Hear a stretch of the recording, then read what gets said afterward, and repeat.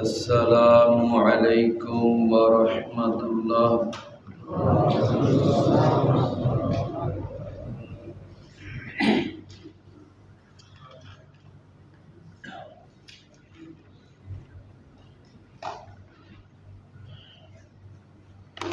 سورۃ الشورى آیت نمبر 22 آج انشاءاللہ پڑھیں گے۔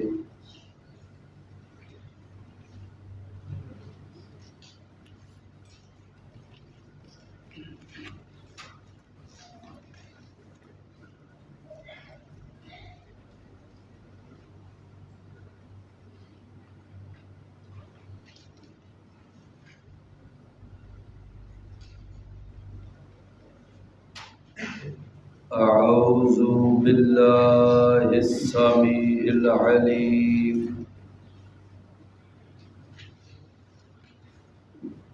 من الشیطان الرجیم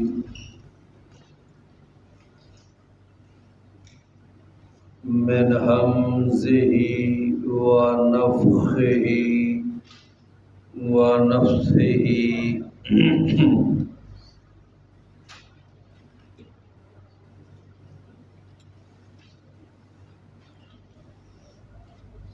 تری الظالمین مشفقین مما کسبوا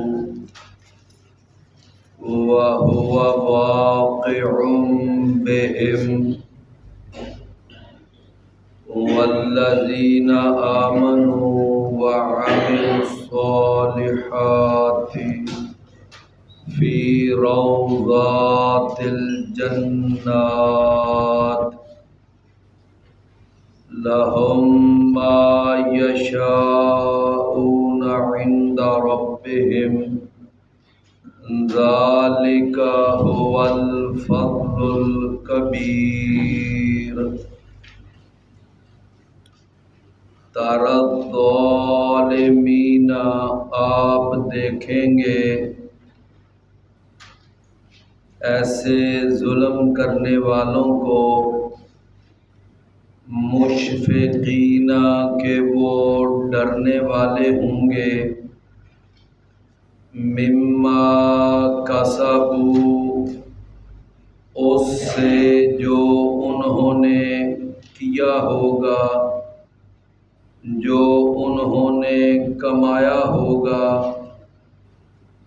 وَهُوَ وَاقِعٌ بِهِمْ اور وہ واقع ہونے والا ہوگا ان پر،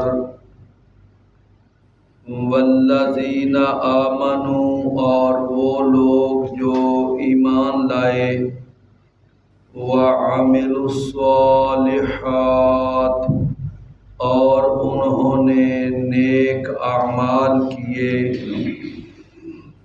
فی روضات الجنات وہ جنتوں کے سبزہ زاروں میں ہوں گے، جنتوں کے باغوں میں ہوں گے، لَهُم مَّا يَشَاءُونَ عِندَ رَبِّهِمْ ان کے لیے وہ ہوگا جو وہ چاہیں گے، عند ربهم ان کے رب کے پاس، ذالک هو الفضل الکبیر یہ وہی ہے کہ وہ بہت بڑا فضل ہے۔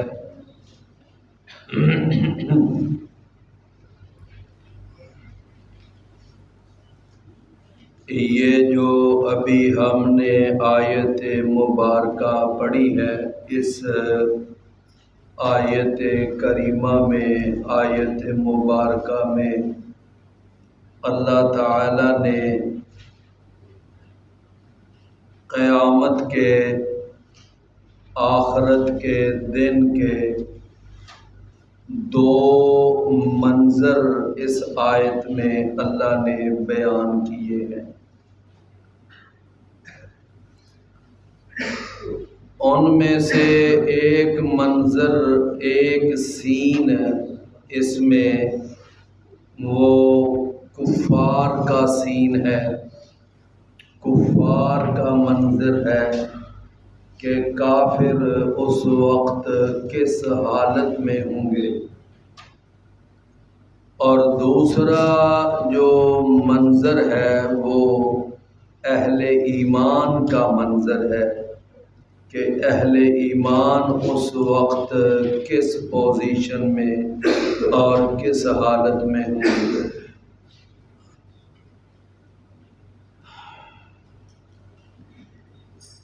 تو یہ دونوں منظر جو ہیں وہ اللہ تعالیٰ نے یہاں بیان کیے۔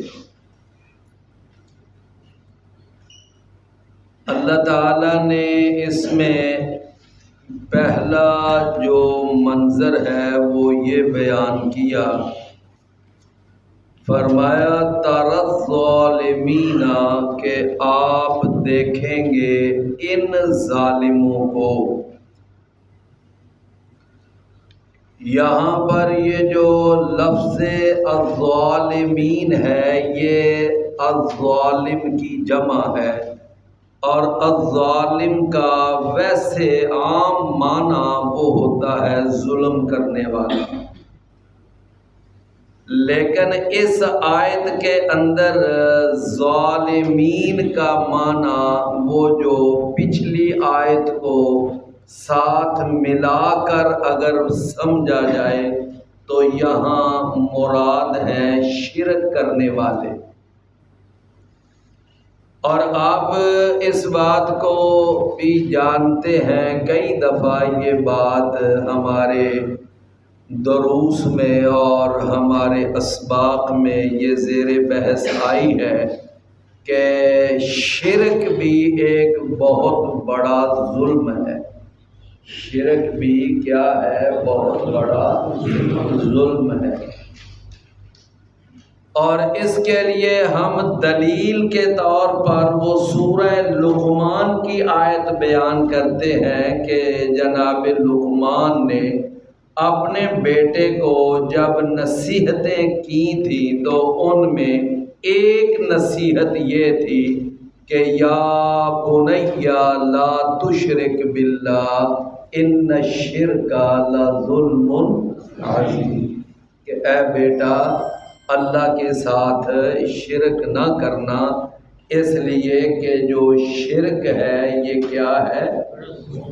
بہت بڑا ظلم ہے۔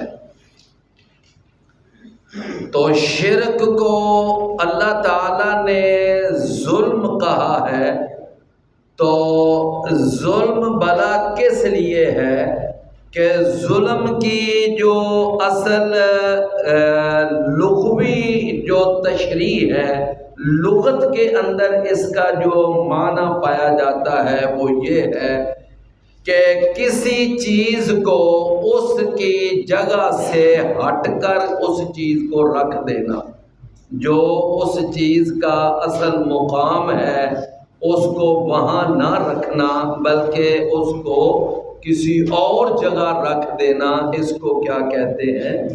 ظلم۔ وضع الشیء علی غیر محلہ۔ تو چونکہ یہ عبادت جو ہے یہ کس کا حق ہے؟ یہ اللہ کا حق ہے۔ اب کوئی آدمی اس اللہ کے حق کو کسی اور جگہ رکھ رہا ہے، یعنی وہ اللہ کا حق وہ اللہ کے سوا اللہ کے مجبور بندوں کو دے رہا ہے، تو آپ ذرا خود غور فرمائیے کیا وہ اس اللہ کے حق کو دوسری جگہ پہ نہیں رکھ رہا کہ جو اس جگہ کی اہل نہیں ہے، اس کو ظلم کہا جاتا ہے۔ اس کو کیا کہتے ہیں؟ ظلم۔ اور ظلم کے مقابلے میں جو لفظ استعمال ہوتا ہے وہ ہے عدل۔ تو عدل کا معنی کیا ہوتا ہے کہ جس چیز کی جو جگہ ہے اس کو اس جگہ پہ رکھنا۔ اس کو کیا کہتے ہیں؟ عدل۔ اور اس کے مقابلے میں ظلم کیا ہے کہ جس کی جو جگہ نہیں ہے اس کو اس جگہ پہ رکھنا، اس کو کہتے ہیں ظلم۔ تو اب یہ عبادت جو ہے یہ کس کا حق ہے؟ اللہ کا۔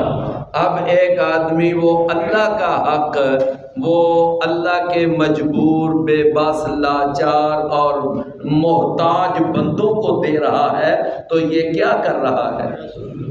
یہ ظلم ہی تو کر رہا ہے۔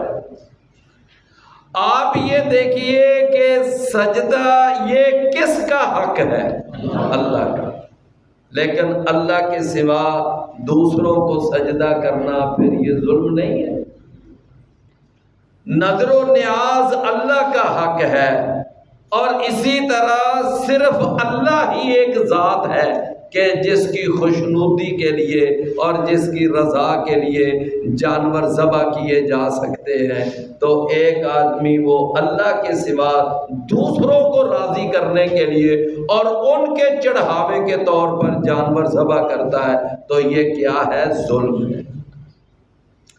تو اللہ تعالیٰ نے ارشاد فرمایا تَرَى الظَّالِمِينَ کہ آپ دیکھیں گے ظالمین کو۔ تو پھر اس کا مرادی معنی ہم کیا کریں گے کہ آپ دیکھیں گے قیامت والے دن شرک کرنے والوں کو۔ کن کو؟ شرک کرنے والوں کو۔ اچھا بھئی یہاں پر ہم اس کا معنی شرک کرنے والے کیوں کر رہے ہیں؟ ہمیں کیا ضرورت ہے؟ اس سے پچھلی آیت کے اندر اللہ نے چونکہ شرک کرنے والوں کا تذکرہ کیا کہ ام لہم شرکاء شرعوا لہم من الدین ما لم یأذن بہ اللہ، چونکہ پیچھے شرک کرنے والوں کا ذکر ہے تو اس لیے اگلی آیت میں الظالمین سے مراد شرک کرنے والے مراد لیا جائے گا، چونکہ پیچھے ذکر پچھلی آیت میں کن کا ہے؟ شرک کرنے والے۔ تو اللہ تعالیٰ نے ارشاد فرمایا کہ وہ لوگ جو اللہ کے ساتھ شرک کرنے والے ہیں، یعنی وہ شرک کسی بھی شکل کا ہو، وہ اللہ کے سوا دوسروں کو پوجا کرنے والا شرک ہو، یا اللہ کے سوا دوسروں سے مدد مانگنے والا شرک ہو، یا اللہ کے سوا دوسروں کی نظر و نیاز دینے والا شرک ہو، یا اللہ کے سوا دوسروں کے نام کا چڑھاوا چڑھانے والا شرک ہو، یا اللہ کے سوا دوسروں کے اللہ کے سوا یعنی دوسروں کی طرف سے قانون سازی کرنے والا یا شریعت سازی کرنے والا شرک ہو، شرک کسی بھی شکل کا ہو، اللہ نے فرمایا یہ جتنے بھی شرک کرنے والے ہیں آپ ان کو قیامت والے دن دیکھیں گے کہ مشفقین، یہ ڈرنے والے ہوں گے۔ کس سے ڈرنے والے ہوں گے؟ مما کسبوا، اس سے ڈرنے والے ہوں گے جو انہوں نے دنیا میں کرتوتیں کی ہیں۔ دنیا میں جو کرتوتیں کر کے گئے، جو شرک کر کے گئے، غیر اللہ کی پوجا پاٹ کر کے گئے، وہ غیر اللہ کو سجدے کر کے گئے، وہ درباروں اور مزاروں کے اوپر پیروں اور فقیروں کو پوج کر جو گئے، تو آج وہ اس شرک والے عمل کی وجہ سے آج وہ خوف کھا رہے ہوں گے، وہ ڈر رہے ہوں گے کہ آج پتہ نہیں ہمارے اس شرک کی وجہ سے ہمارا بنے گا۔ مشفقین مما کسبوا۔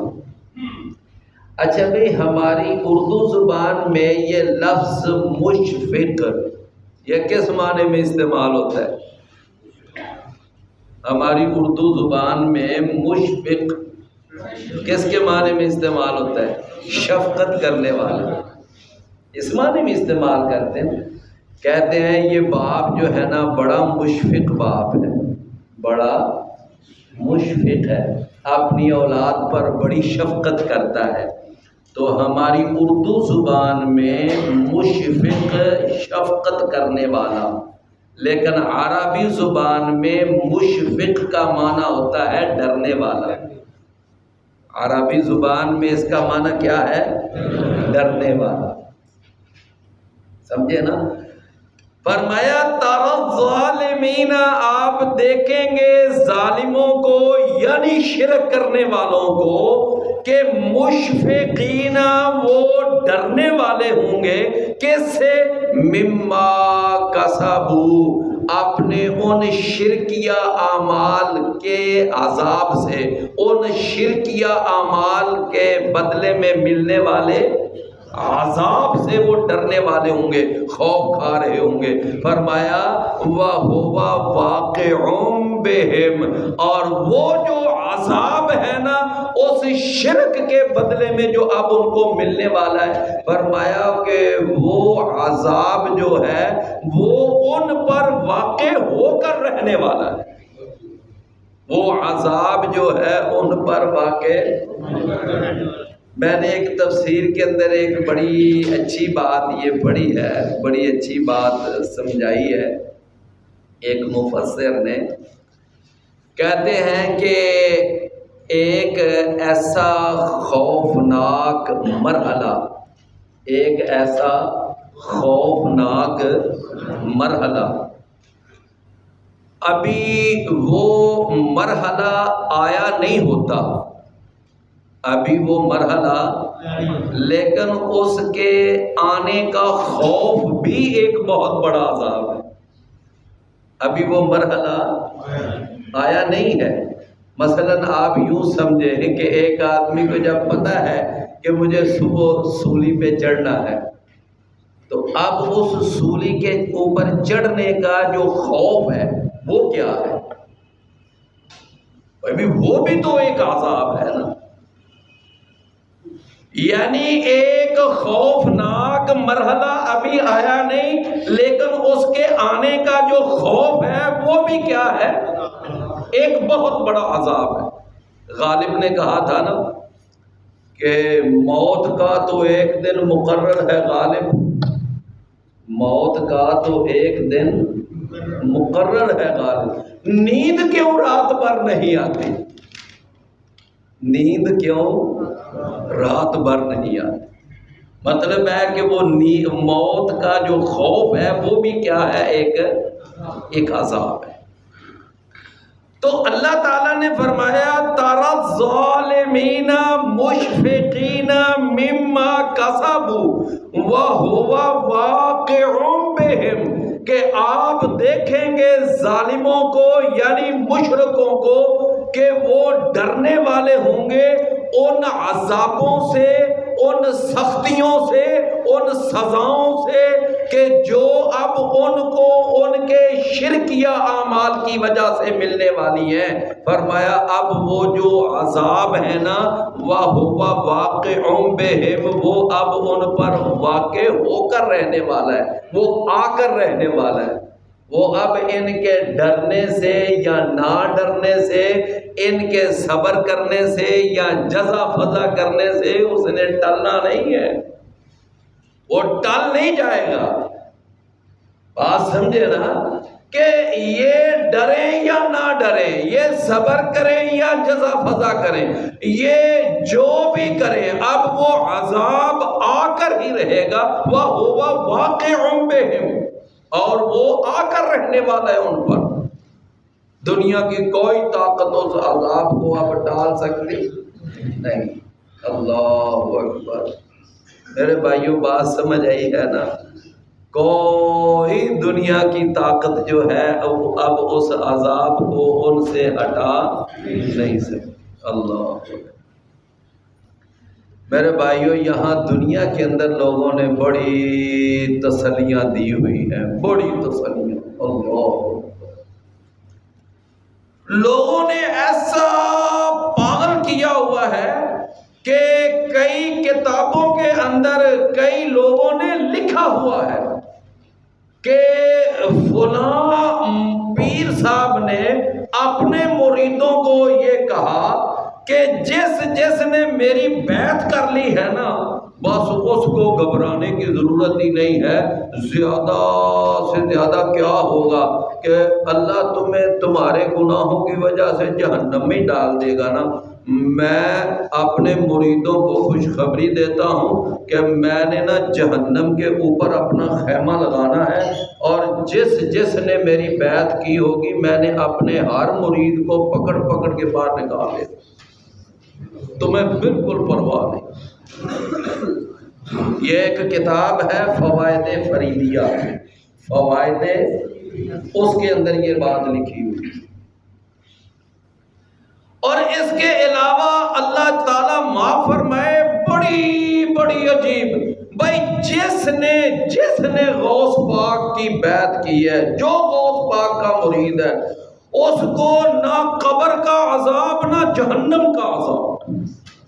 یہ باقاعدہ تقریروں میں اور کتابوں میں لکھا ہو کہ جو غوث پاک کا مرید ہے، جو غوث پاک کا ماننے والا ہے، وہ قبر کے عذاب سے بھی بری ہے، جہنم کے عذاب سے بھی بری ہے۔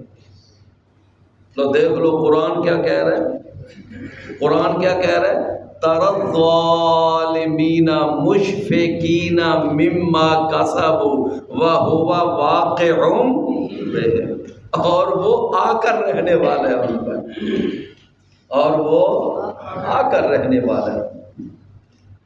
اللہ اکبر۔ میرے اور آپ کے پیارے پیغمبر جناب محمد الرسول صلی اللہ علیہ وسلم، میرے بھائیوں، اپنے چچا کے بارے میں کتنے فکر مند، کتنے فکر مند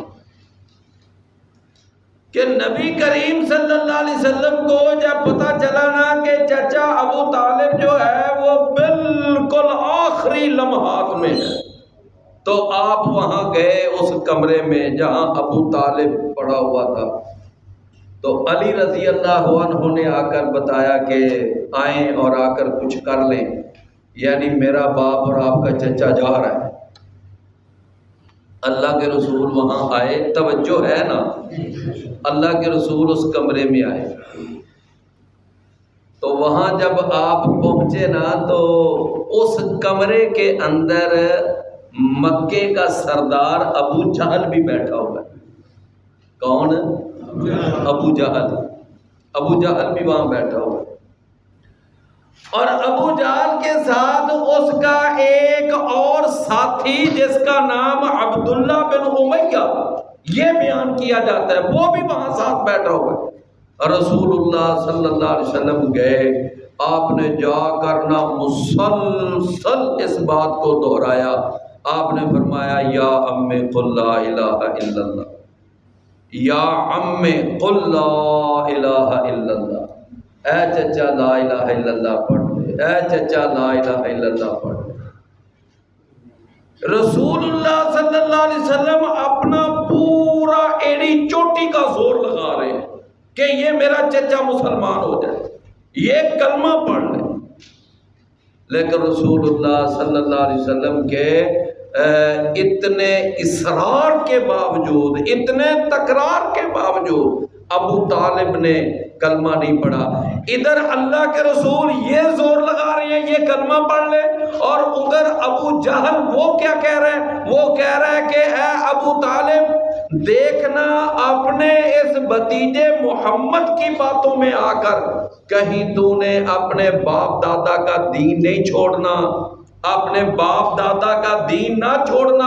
یہ کون کہہ رہا ہے؟ ابو جہل یہ کہہ رہا ہے کہ اپنے باپ دادا کا دین نہ چھوڑنا۔ رسول اللہ صلی اللہ علیہ وسلم کہہ رہے ہیں کلمہ پڑھ لے، وہ کہہ رہا ہے اپنے باپ دادا کا دین نہ چھوڑنا۔ اب دیکھ لیں یہ ٹسل ہے، یہ ہے اصل میں دو قومی نظریہ، اصل دو قومی نظریہ یہ۔ اللہ اکبر۔ میرے بھائیوں، ادھر توحید کی دعوت دی جا رہی ہے، ادھر شرک کی دعوت دی جا رہی ہے، ادھر جنت کی طرف بلایا جا رہا ہے، ادھر جہنم کی طرف بلایا جا رہا ہے۔ ادھر یعنی رحمان کا راستہ بتایا جا رہا ہے، ادھر شیطان کے راستے پہ یعنی قائم رہنے کے لیے کہا جا رہا ہے۔ تو بہرحال رسول ہیں کہ میرا چچا کلمہ پڑھ لے۔ اچھا اب ابو جہل اپنا زور لگا رہے ہیں، رسول اللہ اپنا زور لگا رہے ہیں۔ لو میرے بھائیوں، پھر آخری بات جو ابو طالب نے اس وقت کہی وہ کیا تھی؟ ابو طالب نے کہا انا علی ملت عبد المطلب، انا علی ملت عبد المطلب وابا ان یقول لا الہ الا اللہ۔ اس نے کہا میں عبد المطلب کی ملت پہ اور عبد المطلب کے دین پہ مر رہا ہوں، اور اس نے لا الہ الا اللہ پڑھنے سے انکار کر دیا۔ اور ابو جہل کیا کہہ رہا تھا کہ اپنے باپ دادا کا دین نہیں چھوڑنا، اور باپ دادا میں عبد المطلب آتا ہے کہ نہیں آتا؟ اس کا معنی کہ ابو جہل ابو طالب کو باپ دادا کے دین پر یعنی شرک والے دین پر قائم رہنے کی تلقین کر رہا ہے۔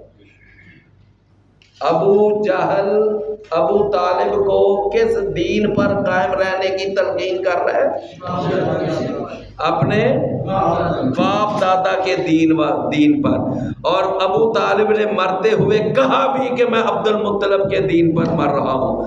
تو میرے بھائیوں پھر مجھے بتاؤ کہ محمد رسول اللہ صلی اللہ علیہ وسلم کے باپ دادا کا دین شرک والا دین تھا کہ توحید والا دین ہے؟ ہاں جی، شرک والا دین۔ تو جب ابو طالب نے یہ کہا نا کہ انا علی ملت عبد المطلب وابا ان یقول لا الہ الا اللہ، تو وہاں پر یوں سمجھ لیں کہ ابو جہل کی وہاں فتح ہوئی، اور رسول اللہ صلی اللہ علیہ وسلم کو ابو جہل کے مقابلے میں اپنی بات منوانے میں کیا ہوئی؟ ناکامی ہوئی، نہیں منوا سکے۔ رسول اللہ صلی اللہ علیہ وسلم اپنی پیاری آنکھوں میں موتیوں جیسے آنسو بہاتے ہوئے باہر آ گئے۔ بڑا دکھ ہوا کہ بلال حبشہ سے آیا اور جنت لے گیا، صہیب روم سے آیا اور جنت لے گیا، سلمان فارس سے چلا اور جنت کما گیا، میرا اپنا چچا میرے گھر میں رہنے والا آج جہنم کا ایندھن بن۔ رسول اللہ صلی اللہ علیہ وسلم نے نا پھر اس بے بسی کے عالم میں کہا تھا کہ کل قیامت والے دن میں اب اپنے چچا کو جہنم کے عذاب سے بچا تو نہیں سکوں گا، البتہ اپنے چچا کے لیے اللہ سے یہ کہوں گا کہ یا اللہ تو میرے اس چچا کو جہنم کا سب سے ہلکا عذاب دے دے، میں اتنا کہہ دوں گا، اور اللہ تعالیٰ میری اتنی بات مان لے گا اور میرے چچا کو جہنم کا سب سے ہلکا عذاب دیا جائے گا۔ اور جہنم کا سب سے ہلکا عذاب کیا ہے کہ جہنم کی آگ کے جوتے پہنائے جائیں گے، اور جن جوتوں کی وجہ سے دماغ ایسے کھولے گا جس طرح ہنڈیا آگ پر رکھی ہوئی ہو اور وہ کھولتی ہے۔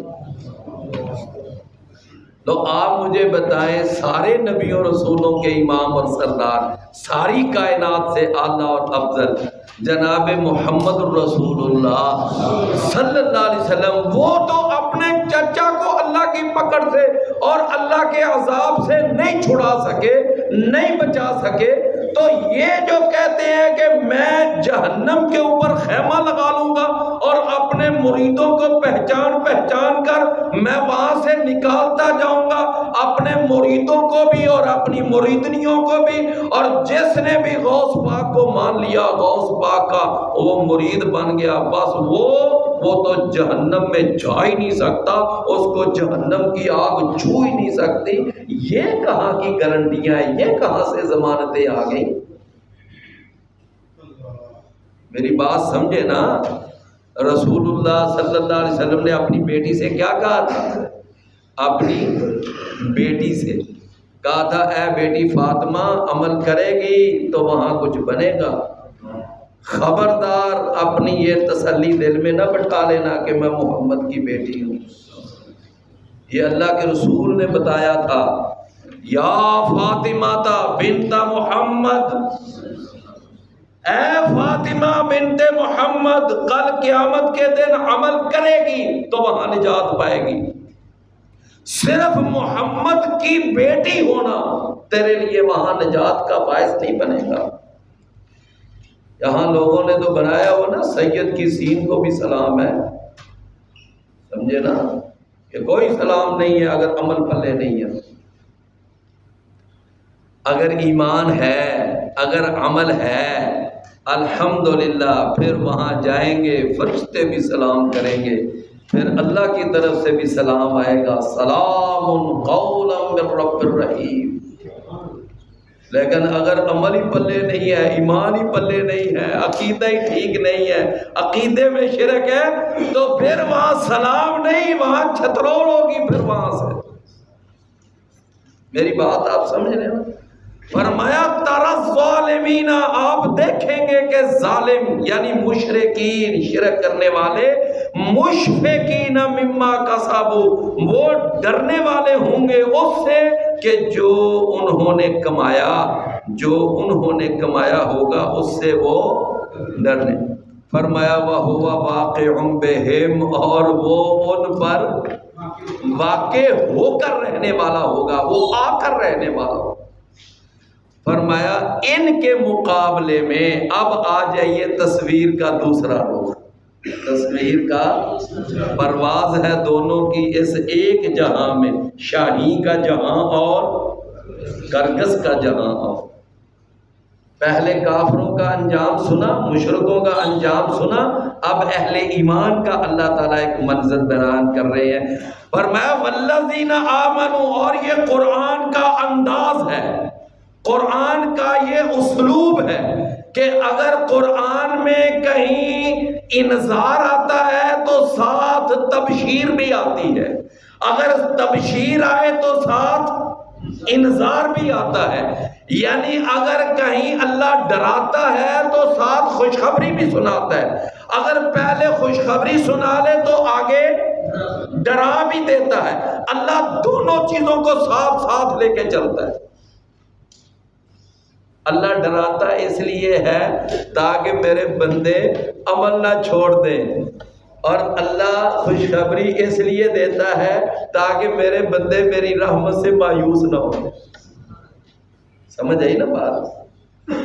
فرمایا والذین آمنوا، اور وہ لوگ جو ایمان لائے، وعملوا الصالحات، اور انہوں نے نیک عمل کیے، فی روضات الجنات، وہ جنتوں کے باغوں میں ہوں گے، جنتوں کے سبزہ زاروں میں ہوں گے، جنتوں کے سبزہ زاروں میں ہوں گے۔ اس کا معنی کہ جنتیں بھی کئی ہوں گی، اور ان جنتوں میں جو سبزہ زار ہوں گے، جو باغ ہوں گے، وہ بھی کئی ہوں گے، جنتیں بھی کئی ہوں گی، اور اس میں ان میں سبزہ زار بھی کئی ہوں گے۔ اچھا، اب وہ جو ایمان والا ہے نا، ایمان چاہے کسی کا بڑا اعلیٰ درجے کا ایمان ہے یا کسی کا ایمان بہت کم درجے کا ایمان ہے، یہاں تک کہ اگر ایمان کسی کے دل میں رائی کے دانے کے برابر بھی ہے، کتنا؟ رائی کے دانے کے برابر بھی ہے، لو میرے بھائیوں، وہ شخص بھی جنت میں ضرور جائے گا، وہ شخص بھی جنت میں ضرور جائے گا۔ اللہ اکبر، رائی کے دانے کے برابر۔ اچھا، اب رائی کے دانے کے برابر ایمان کے لیے کم از کم ارکان اسلام کی پابندی ضروری ہے۔ اب ایک آدمی نماز ہی نہ پڑھے اور کہے میرا تو ایمان بڑا مضبوط ہے، مجھے آج کہو ہاں میں ناموس رسالت کے لیے جان دینے کے لیے تیار ہوں، مجھے کہو ہاں دیکھو میرا اتنا مضبوط، لیکن نماز نہیں پڑھنی۔ میرے بھائیوں، آج یہ مسلمان جو ہے یہ جذباتی مسلمان ہے، یعنی نماز نہیں پڑھے گا لیکن نماز نہ پڑھنے والا یہ بے نماز مسلمان یہ ناموس رسالت پہ جان دے دے گا۔ کیا خیال ہے، ایسا ہے کہ نہیں؟ یہ جذباتی مسلمان ہے۔ جو آدمی نماز نہیں پڑھتا، جو آدمی ارکان اسلام کی پابندی نہیں کرتا، یاد رکھیں اس کے دل میں ایک رائی کے دانے کے برابر بھی ایمان نہیں ہے۔ تو فرمایا والذین آمنوا وعملوا الصالحات، وہ لوگ جو ایمان لائے اور انہوں نے نیک عمل کیے، فی روضات الجنات، وہ جنتوں کے باغوں میں ہوں گے، جنتوں کے روضہ۔ روضہ کا معنی کیا ہوتا ہے؟ روضہ، توجہ ہے نا؟ اچھا بھائی، آپ میں سے کتنے بھائیوں نے یہ سنا ہوگا کہ وہ جو ہے نا منبر نبی صلی اللہ علیہ وسلم کا، اور ادھر نبی کریم صلی اللہ علیہ وسلم کی جہاں قبر مبارک ہے، تو اس کے درمیان جو جگہ ہے اس کو عام طور پر لوگوں نے کیا نام رکھا ہوا ہے؟ کیا نام رکھا ہوا ہے؟ ریاض الجنہ، یہی نام رکھا ہوا ہے۔ چلے میں تھوڑی سی کریکشن کرنے لگا ہوں، ہر بندے کے تو بندہ نہیں نا کریکشن کر سکتا، یہ تو ہماری کلاس ہے، ہمارا ایک پلیٹ فارم ہے۔ رسول اللہ صلی اللہ علیہ وسلم نے اس جگہ کے لیے جو لفظ استعمال کیے تھے نا، وہ ذرا غور سے سننا۔ آپ نے فرمایا تھا کہ ما بین ممبری و بیتی، ما بین بیتی و ممبری، یعنی میرے ممبر کے اور میرے گھر کے درمیان یہ جو جگہ ہے، آپ نے اس کے لیے فرمایا روضۃ من ریاض الجنہ، روضۃ من ریاض الجنہ، یعنی آپ نے اس جگہ کے بارے میں فرمایا کہ یہ جنت کے جو باغیچے ہیں ان باغیچوں میں سے ایک باغیچہ ہے۔ تو روضہ کا معنی ہو گیا باغیچہ، اور ریاض کا معنی کیا ہو گیا؟ ریاض، اس کا معنی ہو گیا باغیچے، اس کا معنی کیا ہے؟ باغیچے۔ ریاض کا معنی باغیچے، روضہ کا معنی باغیچہ۔ اچھا چلے میں آپ کو ایک مثال دیتا ہوں۔ رسول اللہ صلی اللہ علیہ وسلم نے جناب خالد بن ولید کے لیے کیا کہا تھا؟ سیف من سیوف اللہ، سیف من سیوف اللہ، کہ یہ جو خالد ہے یہ اللہ کی تلواروں میں سے ایک تلوار ہے۔ یعنی خالد کو رضی اللہ عنہ نبی صلی اللہ علیہ وسلم نے تلواروں میں سے ایک تلوار کہا تھا، تلواریں نہیں کہا تھا۔ تو اسی طرح اس جگہ کو نبی صلی اللہ علیہ وسلم نے باغیچہ کہا تھا، باغیچے نہیں کہا تھا۔ نہیں سمجھ آئی بات؟ لیکن ہمارے ہاں کیا چل پڑا؟ کیا چل پڑا؟ ریاض الجنہ، ریاض الجنہ۔ تو میرے بھائیوں، اصل میں وہ جو جگہ ہے اس کا رسول اللہ صلی اللہ علیہ وسلم نے جو نام بتایا ہے وہ ہے روضہ۔ وہ کیا ہے؟ روضہ۔ یہ جگہ نبی صلی اللہ علیہ وسلم نے روضہ اس کا نام بتایا، لیکن ہم نے روضہ کس کا نام رکھا ہوا ہے؟ روضہ رسول، یعنی نبی کریم صلی اللہ علیہ وسلم کی جو قبر مبارک ہے ہم نے اس کا نام رکھا ہوا ہے روضہ رسول، اور یہ جس کا آپ نے نام بتایا روضۃ من ریاض الجنہ، اس کا نام ہم نے کیا رکھ دیا؟ ریاض الجنہ۔ یہ ریاض الجنہ اور اس کا نام روضہ۔ تو بہرحال میں نے عرض کیا کہ یہ جگہ جو ہے یہ اصل میں روضۃ الجنہ ہے۔ کیا ہے؟ روضۃ الجنہ، یہ نام ہے اس میں اصل، اور یہ نام رسول اللہ صلی اللہ علیہ وسلم نے بتایا۔ تو روضہ کا معنی باغیچہ۔ ہم جب قبر پہ جاتے ہیں نا، آج کوئی فوت ہو جائے تو پتہ ہے وہاں پر جا کر ایک دعا کرتے ہیں، اللہم اجعل قبرہ روضۃ من ریاض الجنہ، اے اللہ اس کی قبر کو جنت کے باغیچوں میں سے ایک باغیچہ بنا دے۔ یہ دعا کرتے ہیں نا۔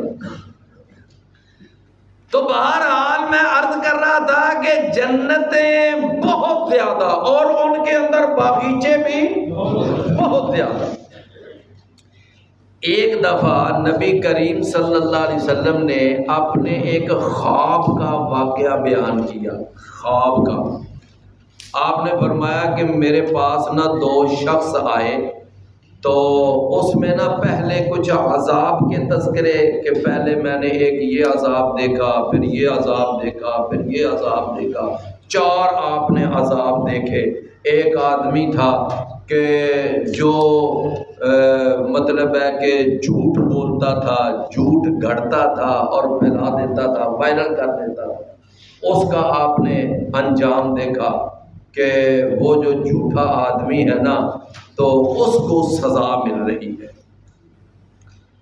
ایک آدمی آپ نے دیکھا سود کھانے والا، اس کو سزا مل رہی ہے اور اس کے منہ میں پتھر مارا جا رہا ہے اور وہ منہ کھولتا ہے اور فرشتے اس کے منہ میں پتھر پھینکتے ہیں۔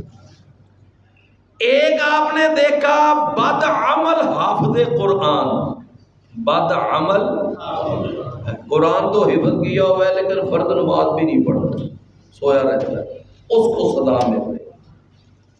اور ایک آپ نے دیکھا بدکار مرد اور بدکار عورتیں، ان کو دیکھا کہ ایک تنور کے اندر ان کو ڈالا۔ یہ 4 آپ نے منظر دیکھے اور اس کے بعد نبی صلی اللہ علیہ وسلم نے فرمایا کہ وہ جو 2 شخص تھے نا مجھے ایک باغ میں لے گئے، باغیچے میں لے گئے۔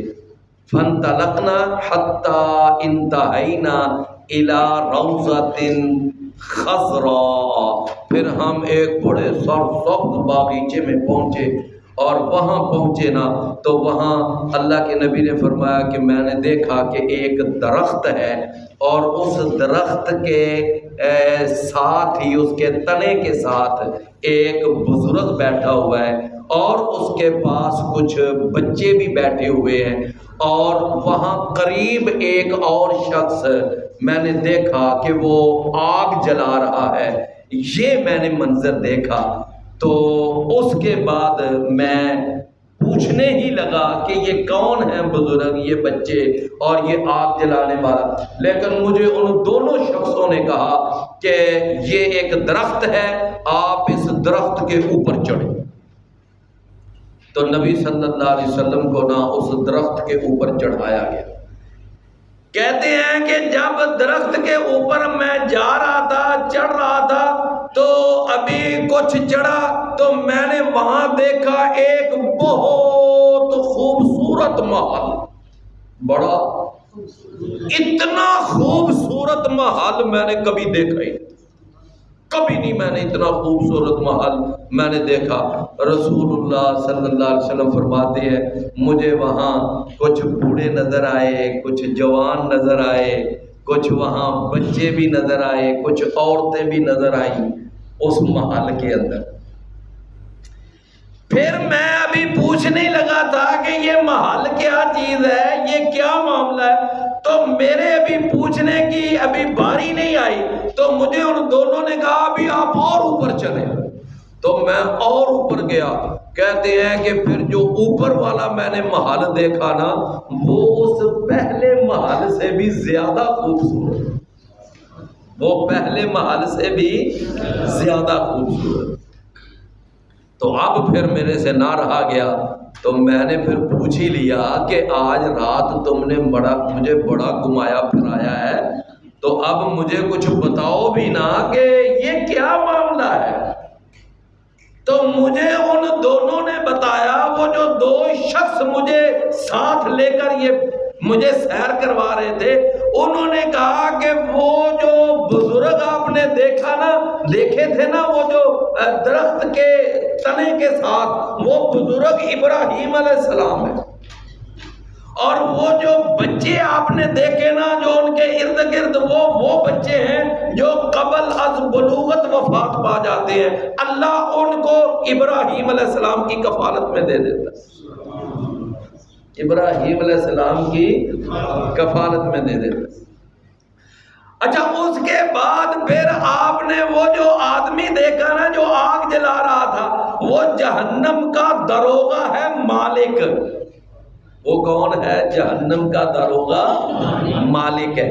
اور اس کے بعد پھر ہم آپ کو اوپر ایک لے کر آئے ایک ایسے محل میں جو آپ نے دیکھا بڑا خوبصورت، جس میں بچے بھی تھے، عورتیں بھی تھیں، اس میں نوجوان بھی تھے، بوڑھے بھی تھے، سارے تھے اس میں۔ تو انہوں نے کہا یہ ایمان لانے والے اور نیک عمل کرنے والے مومن مرد، عورتیں اور بچے ہیں۔ کون ہیں؟ ایمان لانے والے اور نیک عمل کرنے والے۔ والذین آمنوا وعملوا الصالحات فی روضات الجنات، یہ وہ لوگ ہیں، یعنی یہ یوں سمجھیں کہ یہ مومنین ہاؤس ہے، مومنوں کا یہ گھر ہے، دار المؤمنین۔ یہ کیا ہے؟ دار المؤمنین ہے۔ اور اس کے بعد پھر آپ اوپر آئے ہیں، اور جس محل میں اب ہم اس وقت کھڑے ہیں جو پہلے محل سے بھی زیادہ خوبصورت ہے، جس میں آپ کو عورتیں اور بچے نہیں نظر آ رہے، یہ صرف آپ کو اس میں بوڑھے نظر آ رہے ہیں یا جوان نظر آ رہے ہیں۔ یہ جو محل ہے یہ دار الشہداء ہے۔ یہ کیا ہے؟ یہ شہیدوں کا گھر ہے، یہ شہداء کا گھر ہے۔ یہاں جو دنیا میں جو شہادت کی موت پا جاتے ہیں، اسلام کی سربلندی کے لیے اپنی جان دے دیتے ہیں، یہ ان شہداء کے لیے اللہ نے گھر بنایا ہے، اور یہ عام مومنوں کے گھر سے زیادہ خوبصورت ہے، کیونکہ شہادت کا مرتبہ عام ایمان والے کے مرتبے سے زیادہ ہے نا، تو اللہ اس کو پروٹوکول بھی عام مومن سے زیادہ ہے۔ اور اس کے بعد نبی کریم صلی اللہ علیہ وسلم نے فرمایا کہ مجھے ان دونوں افراد، وہ جو دو شخص تھے، انہوں نے کہا کہ وہ جو بزرگ ملے وہ ابراہیم تھے، اور ان کے پاس بچے قبل از بلوغت وفات پانے والے بچے تھے، اور وہ آگ جلانے والا وہ مالک ہے جہنم کا دروغہ، اور وہ پہلا گھر، پہلا جو محل تھا وہ دار المومنین تھا، اور یہ دار الشہداء ہے۔ وَأَنَا جِبْرِيلُ وَهَذَا مِيكَائِيلُ، میں جبریل ہوں اور یہ میرے ساتھ تو ساری رات گھمایا پھرایا، لیکن اپنا تعارف اور جناب میکائیل کا تعارف آخر میں کروایا، وہ آخر میں کروایا۔ اور اس کے بعد کہا کہ ارفع رأسک، اے محمد صلی اللہ علیہ وسلم ذرا اپنا اب سر اوپر اٹھائیے۔ کہتے ہیں میں نے اپنا سر اوپر اٹھایا، پھر اس کے بعد میں نے دیکھا کہ ایک اس سے بہت بلندی پر ایک بہت بڑا محل، اور وہ بادل کی طرح دکھائی دے رہا تھا۔ کس کی طرح؟ بادل کی طرح۔ تو مجھے بتایا گیا کہ اے محمد صلی اللہ علیہ وسلم یہ آپ کا محل ہے۔ یہ کیا ہے؟ اچھا پتہ ہے اس محل کا نام کیا ہے؟ اس محل کا نام ہے وسیلہ۔ جو نبی کریم صلی اللہ علیہ وسلم کو محل ملنا ہے، اس محل کا کیا نام ہے؟ وسیلہ۔ ہم جب نماز اذان سے فارغ ہو کر جب جواب دیتے ہیں تو کیا کہتے ہیں؟ اللہم رب ہذہ الدعوۃ التامۃ والصلاۃ القائمۃ آت محمدا الوسیلہ۔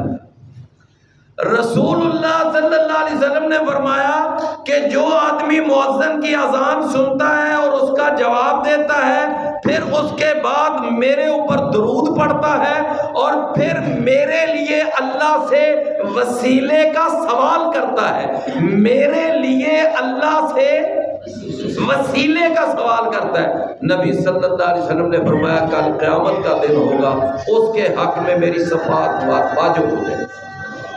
یہ جو محل ہے نا جنت میں جو رسول اللہ صلی اللہ علیہ وسلم کو ملنا ہے، اس کا نام وسیلہ ہے، اور یہ محل جنت کے تمام محلات میں سے اعلیٰ اور عرفہ اور سب سے زیادہ خوبصورت محل ہوگا جو اللہ تعالیٰ نے محمد کریم صلی اللہ علیہ وسلم کو دینا ہے۔ فی روضات الجنہ والذین آمنوا وعملوا الصالحات فی روضات الجنات، وہ لوگ جو ایمان لائے اور جنہوں نے نیک عمل کیے وہ جنتوں کے باغیچوں میں ہوں گے، اور سب سے بڑا باغیچہ اور سب سے بڑا محل اور سب سے بڑی کوٹھی اللہ تعالیٰ نے کس کو عطا کرنی ہے؟ ہمارے نبی جناب محمد رسول اللہ صلی اللہ علیہ وسلم۔ فرمایا لہم ما یشاءون عند ربہم، ان کے لیے وہ کچھ ہے جو وہ چاہیں گے، جو وہ چاہیں گے، عند ربہم، ان کے رب کے پاس، ذالک هو الفضل الکبیر، یہی وہ چیز ہے کہ جو فضل کبیر ہے، جو بہت بڑا فضل ہے۔ تو اللہ تعالیٰ نے اس آیت میں ادھر مشرکوں کا بھی اللہ نے ایک منظر دکھا دیا، اور اللہ نے اہل ایمان اور نیک عمل کرنے والوں کا بھی ایک منظر دکھا دیا۔ اللہ تعالیٰ ہمیں اہل ایمان کی صف میں شامل فرمائے، اور اللہ ہمیں بھی جنتوں کے عالی شان باغیچوں کے اندر اللہ ہمیں بھی جگہ نصیب فرمائے۔ وآخر دعوانا۔ اچھا بھائیو، آج انتظامیہ والوں نے آپ احباب کے لیے کھانے کا انتظام کیا ہے۔ محترم شاہد فاروق صاحب نے کہا ہے